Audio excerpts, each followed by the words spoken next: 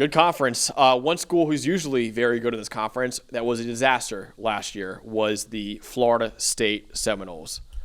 There's no way around it. 2024 was horrendous for Florida State last year. So in 2023, they won the ACC. They had a 13-1 record overall, 13-0 going into postseason play. They should have made the playoff.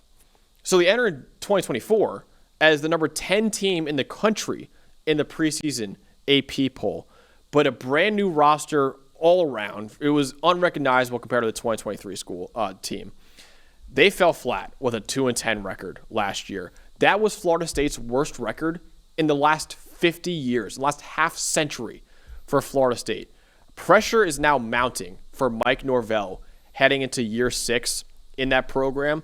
And again, like the 2024 team, it's a brand new roster once again. 23 transfers coming in, new coordinators coming in too. Gus Malzahn, offensive coordinator, Tony White, defensive coordinator. Those new faces should help Florida State get to bowl eligibility in 2025, but they have a brand new quarterback in Tommy Castellanos coming in from Boston College, we talked about just before. That will determine the true ceiling of this program right now. Dalton, what is the strength of the 2025 version of Florida State? The strength of this Seminoles team is really going to be built around Gus Malzahn and what he likes to do, right? They got a bunch of new offensive line starters. They got Tommy Castellanos, right? They're going to try to run the football a lot. I think that's what's going to happen here when you talk about this Florida State team. They need to get back to the roots because even with Jordan Travis, the goal of this team was to run the football, right? With Travis himself, with Trey Benson, with all the backs they're always used to. And last year, that just completely went away. Now, they still have Roydell Williams. They have Cam Davis. They got Gavin Sawchuk in, I believe, from Oklahoma. Is that right? I think that's so, right. Yeah. They've got a good running back room. They've got a really dynamic, at least on the ground, quarterback with Tommy Castellanos. I think when you look at the strength and what the strength of this Florida State team should be, they're going to run the hell out of the football. That's where I would be. And I know Castellanos has some talent as a passer. We'll get into that in a minute. But this is a Gus Malzahn team. And if you remember go back to the days of Auburn making a run to the title game with Nick Marshall, a former corner, as a quarterback. It's that modern triple option football, right, essentially, and you throw a little bit of the play action and all that stuff in there. That to me needs to be the strength is what Gus Malzahn is building on the ground for this team. Definitely. And they added some intriguing players, brand new receiving core, Deuce Robinson coming in from USC as a potential star, breakout star at receiver too. So what should be an improved offense if Tommy Castellanos can be more consistent in 2025. So a lot of people just assume Castellanos is going to be this massive upgrade over DJ Uiagalelei, and I think it will be an upgrade over DJU. However, it's worth pointing out DJ's grade was 5 points higher than Tommy Castellanos last year. Castellanos got benched at Boston College last year for Grayson James, and he was a bit of a roller coaster at BC last year. Now he goes over to Florida State. I will say he is reunited with Gus Malzahn, who was actually his head coach at UCF in 2022 before Castellanos transferred to Boston College. He spent 1 year with Malzahn at UCF. But Dalton, you could break it down right now. Castellanos, there's some really high highs in his tape, but also a few games on the stretch where he did not look very good at all.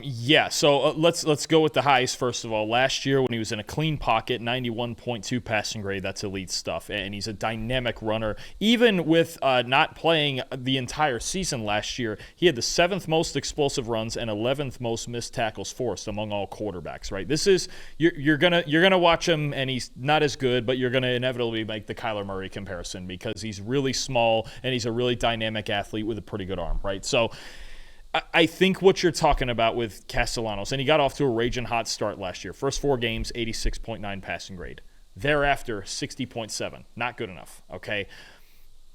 It's accuracy, it's decision-making under pressure. It's an almost 3.3 second average time to throw. There's too often when he gets in trouble or he's under pressure or the blitz is coming, he's going to run around and play playground football. I think there is still, and even in this offense that's going to be run heavy, there needs to be an element of throwing the ball on time. And just at times when it's 3rd and 7, I just need you to make the good enough throw. And I think that's the problem for me. Clean pocket grade was great. 29.5 passing grade under pressure last year, was bottom 10 in the country. Its decision-making on the move and under pressure, and even from the pocket, his accuracy is not great. So I think there are highs. The playmaking can be fun to watch. The ability in the run game in this offense, and you talk about going from Bill O'Brien's offense to Gus Malzahn's. On paper, that should work. Yeah, it should work. It's a better fit for him. Because Malzahn's always had these mobile, option-heavy running quarterbacks, right? That should work, but there has to be a lack of just it's an erratic way that he throws the football a lot of times, especially when he breaks a pocket.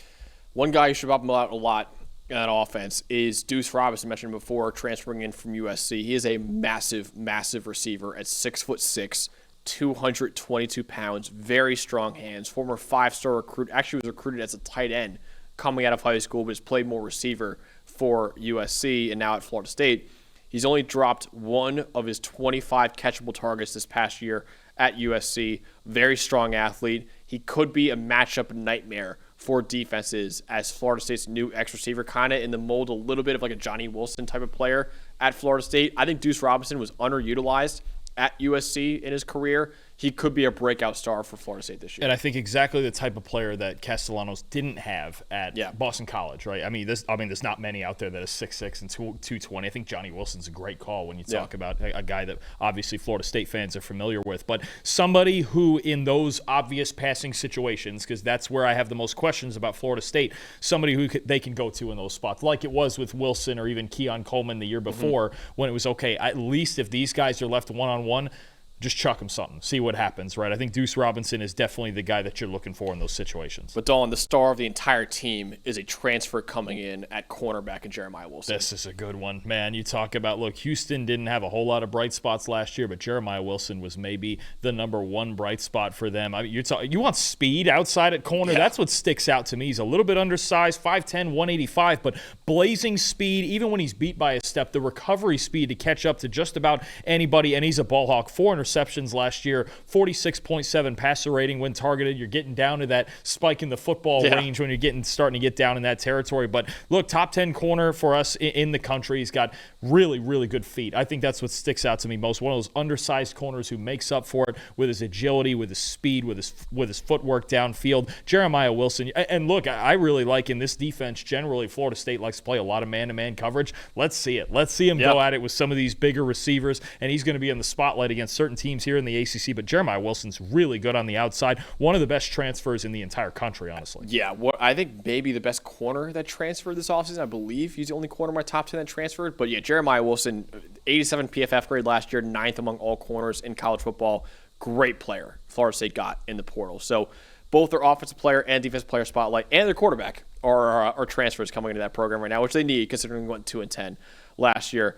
Dawn, the sportsbooks think it's going to be a big bounce back for Florida State. They have a win total set at 7.5 right now. Are you going over or under? What is the bottom line for Florida State? And really, what's the minimum for Mike Norvell in year 6? You got to make a bowl game. Yeah. They have to make a bowl game. If they don't make a bowl game, we're going to ask big questions. I see 4 or 5 games here, and I go, they still should win at least with their talent. Now, they went 2-10 last year. Yeah. Going from 2 to 8, even for a program like Florida State, not easy. Yeah. Right? And you're playing Alabama week 1. You're playing Clemson. Talking a lot of smack to Alabama right now. Castellanos you're going to Florida, and right now Florida's probably better than them, at least from what we saw last year, obviously, right? I think I'm going to play it safe and go under. Playing Miami also, as always, right? I'm going to play it safe and go under. I'm not as sure on this offense. There's obviously been a lot of noise coming from the locker room and the quarterback in particular. Yeah. That can be risky. That can be really risky. Against Alabama, yeah, it's very risky. Well, it's certainly risky week 1 against Alabama, that's for sure. I'm going to wait and see. I'm going to go under the 7.5. I could absolutely see this. There's 4 or 5 games here where I go, if they don't win any of those 4 or 5 games, we have a real problem. Mm-hmm. Malzahn is, to me, Malzahn's the ray of hope. He's going to be an offense coordinator now. I don't know if it's a Chip Kelly situation necessarily, where it's like, okay, go down and be an elite OC, and that's fine. But I like the ground game. I like the potential there is with Castellanos and Roydell Williams and what they could get going in the new offensive line and all that. I want to see it before I call them out to win 8 or more. I'm going to go under, and I think they need to make a bowl game. That's the best way I can put that. They have to make a bowl game. We're going to ask all of the huge questions with Florida State. I'm looking at the schedule right now. They could start 6-2. I think that's possible for them, but I'm still going under. I think Florida State. 7.5 is a big win total after going 2-10 last year. I get it. The year before they were outstanding, and the year before that they were pretty good too. But there's so much newness on this roster right now. I'm gonna go under. I think it's more of like a 7-5 football team probably. I'm curious to see what they look like week 1. Week 1 is fun because what we did see with the Bama, I know we'll get into the preview in a month, but what we did see with Bama is that type of running style. It's kind of the one thing, remember the Oklahoma game and even the Vandy game, that sort of option-based running style caused a lot of problems for Alabama last year.